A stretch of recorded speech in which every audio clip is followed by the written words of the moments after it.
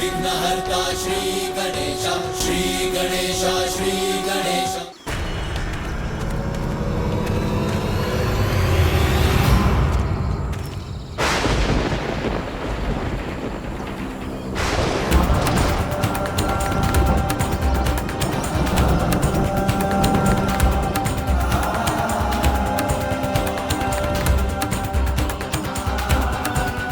विष्णुदेव, ये गज? मात्र गज नहीं देवराजेंद्र, एक नवजात गज। प्रभु, ये क्या कह रहे हैं आप? इस गज शिशु का शीश ही माता पार्वती के पुत्र का शीश होगा? ये कैसे संभव है प्रभु? स्मरण कीजिए देवगण, महादेव ने ये तो नहीं कहा था कि हमें मानव शिशु का शीश ले जाना ही अनिवार्य है। महादेव के कथन के अनुसार सर्वप्रथम जो भी नवजात शिशु दक्षिण दिशा की ओर मुख करके लेटा अथवा बैठा हो, उस शिशु का शीश लेकर जाना है हमें। और ये गज शिशु नवजात भी है और इसका मुख दक्षिण दिशा की ओर भी।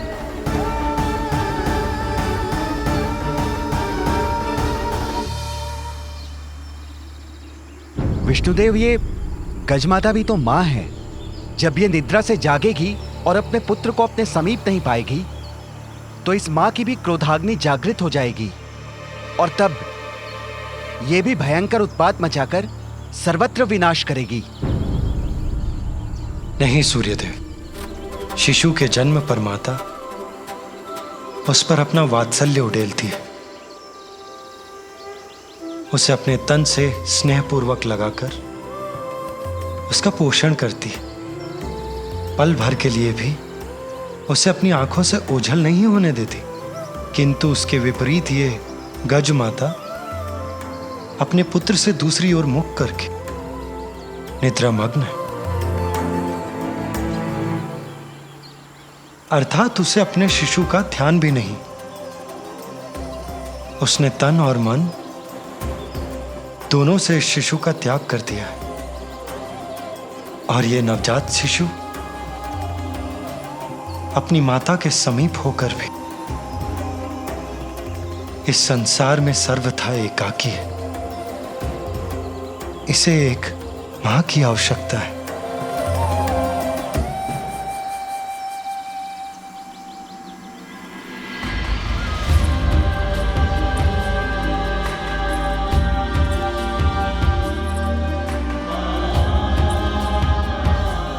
और वहां एक अन्य मां अपने पुत्र के लिए व्याकुल है।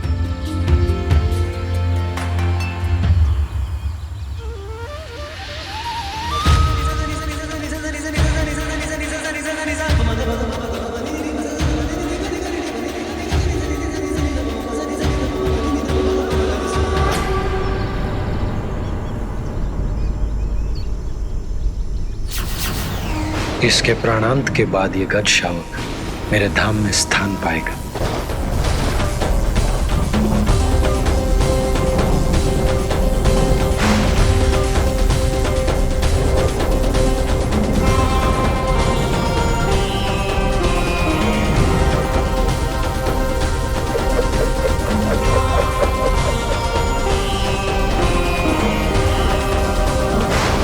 ये पाश किसका है और कौन है जो इस शिशु को बांधने यहां तक पहुंच गया?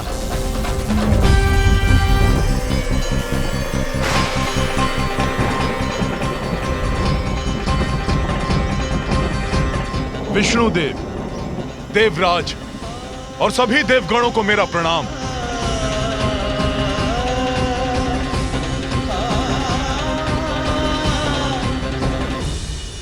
प्रणाम यमराज, किंतु आप और यहां, आपके यहां आने का क्या प्रयोजन है? देवराज, मैं यहां अपना कर्तव्य निभाने, इस गज शिशु को मृत्यु प्रदान करने आया हूं।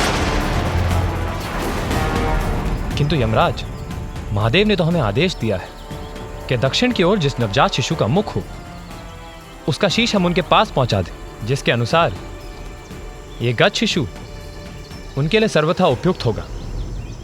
यही तो महादेव की लीला है। इस गज शिशु को मात्र 1 दिवस की अल्पायु प्राप्त है। यमराज इसे मृत्यु देकर और हम इसका शीश लेने एक साथ यहां पहुंचे। अर्थात महादेव की यह इच्छा नहीं है कि हम किसी शिशु की आयु छीनकर उनके पुत्र को शीश प्रदान करें। जब इस गज शिशु की मृत्यु होने ही वाली है तो हमारे द्वारा इसका शीश ले जाने में कुछ भी अनुचित कहाँ है। इसे ही कहते हैं परमात्मा का न्याय।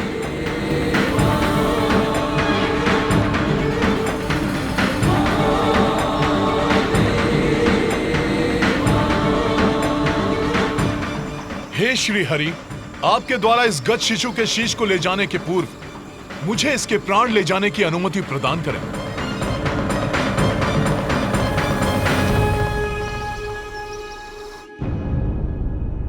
कितना समय बीत गया और मेरा पुत्र अभी भी निष्प्राण है।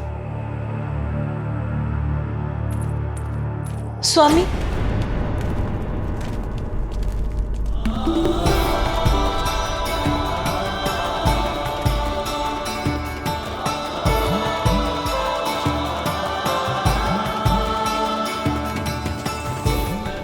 श्री हरि और देवगण लौट रहे हैं, अर्थात उनकी यात्रा सफल हुई। अब पुनः पा सकूंगी मैं अपने पुत्र को।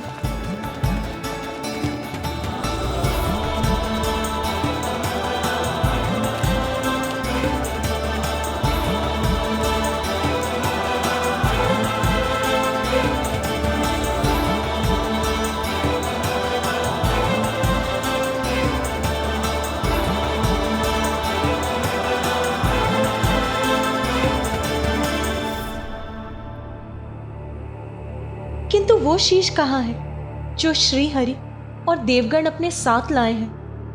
अब तो वही शीश मेरे पुत्र का शीश होगा। आपके आदेशानुसार हम ले आए एक शीश।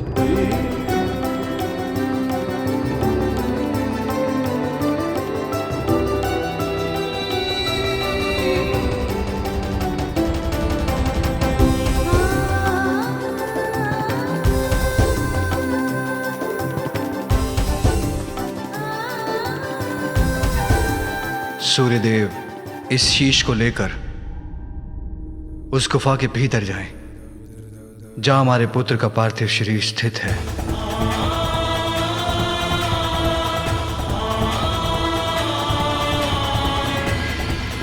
जो आज्ञा प्रभु।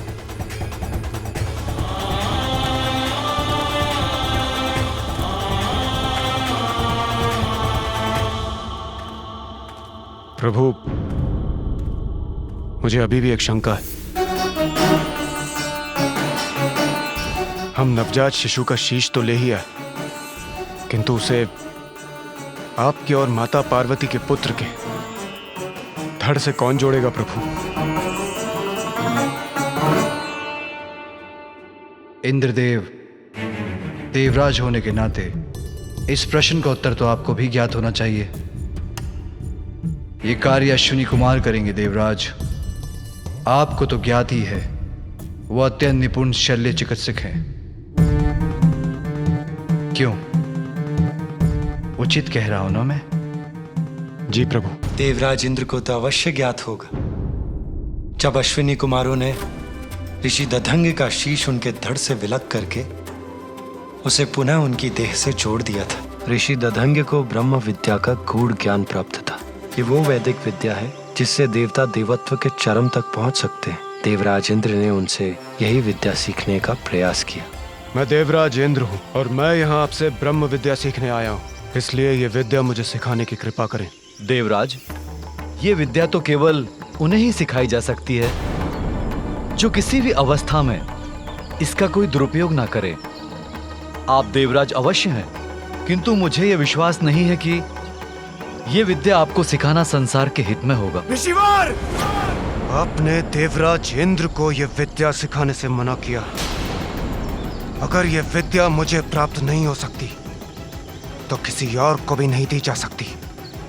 ज्ञात रहे, यदि आपने अपने इस मुख से अपनी यह विद्या किसी और को सिखाई तो उसका भीषण परिणाम झेलने के लिए तैयार हो जाइए।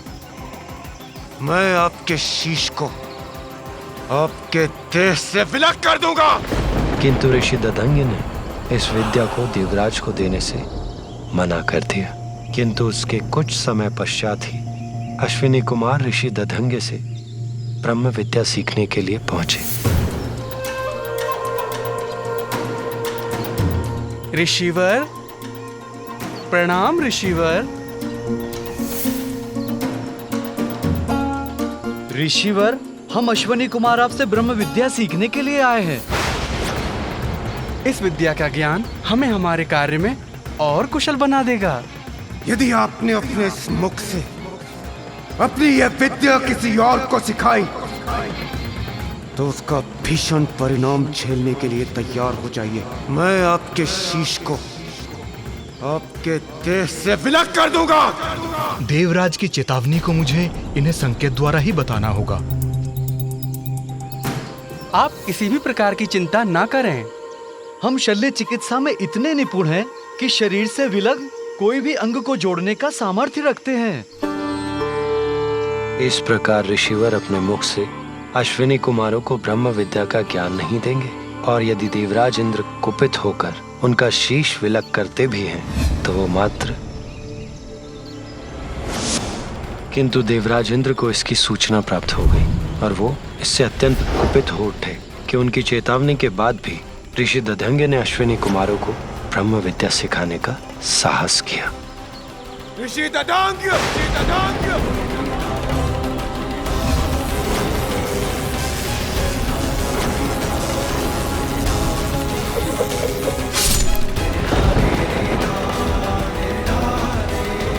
इसके उपरांत दोनों अश्विनी कुमारों ने ऋषि दधंग के शीश को उनके शरीर पर पुनः स्थापित कर संजीवनी विद्या से उन्हें पुनर्जीवित कर दिया। आप दोनों का कल्याण हो। आप दोनों ने मात्र मेरे जीवन की रक्षा नहीं की, अपितु मेरे धर्म को भंग होने से भी रक्षित किया है। एक गुरु होने के कारण आप दोनों जैसे योग्य शिष्यों को धर्म का ज्ञान देना मेरा धर्म था। यदि देवराज इंद्र के भय से मैं आपको ये ज्ञान दिए बिना लौटा देता, मेरे गुरु होने का धर्म खंडित होता। शल्य चिकित्सा में पारंगत और संजीवनी विद्या के ज्ञाता भी हैं अश्विनी कुमार, इसलिए बालक के शीश को उसके धड़ से जोड़ने के लिए उनका बुलाया जाना स्वाभाविक है और उपयुक्त भी। बालक के शीश को उसके धड़ से जोड़कर वो उसे प्राणदान देने में समर्थ है।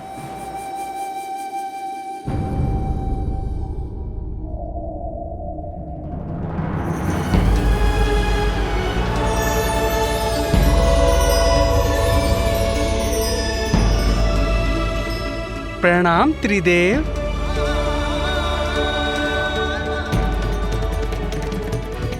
प्रणाम देवतागण।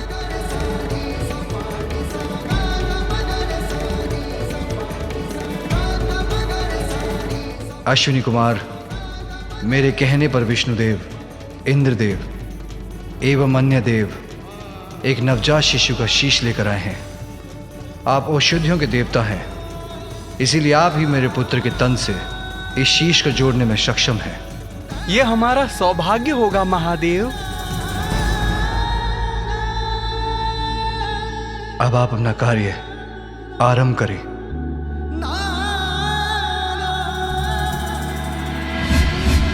देवगण,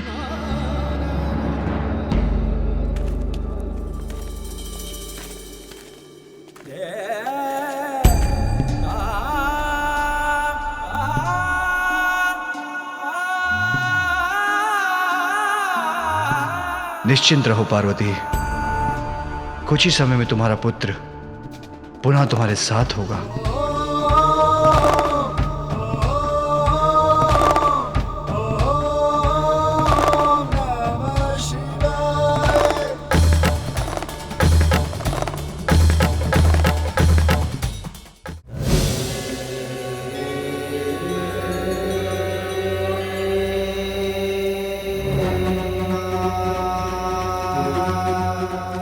महादेव, हम शीश को तो बालक के शरीर से जोड़ देंगे, किंतु इनकी मृत्यु आपके त्रिशूल के प्रहार से हुई थी, इसलिए हम इन्हें जीवन प्रदान नहीं कर सकेंगे।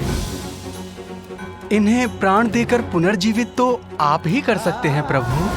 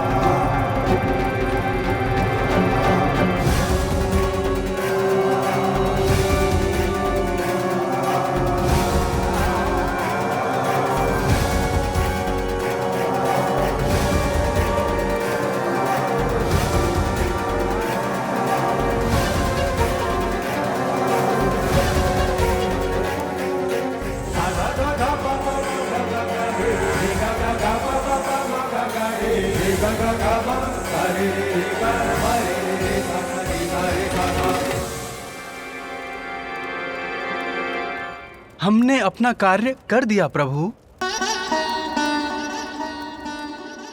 अब मैं बहुत विचलित हो रही हूं।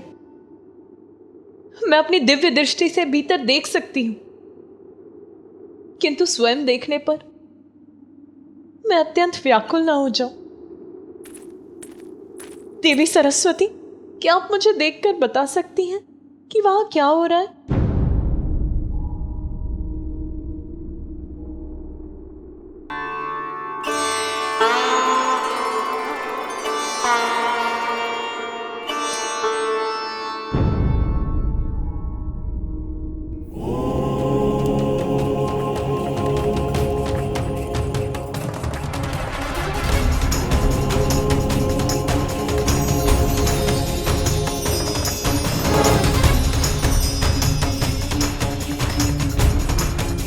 देवी पार्वती, महादेव आपके पुत्र को प्राण दे रहे हैं।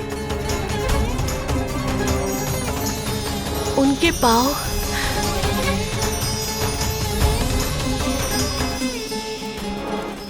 और अब उनका उदर जीवन से स्पंदित हो रहा है।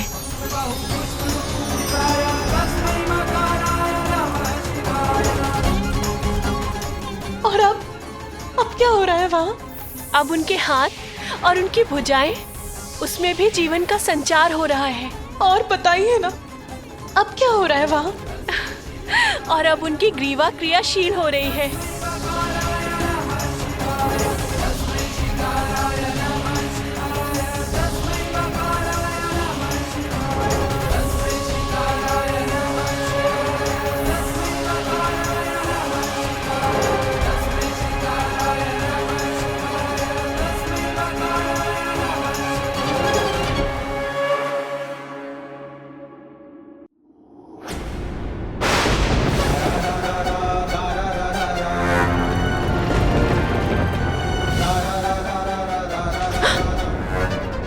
क्या हुआ?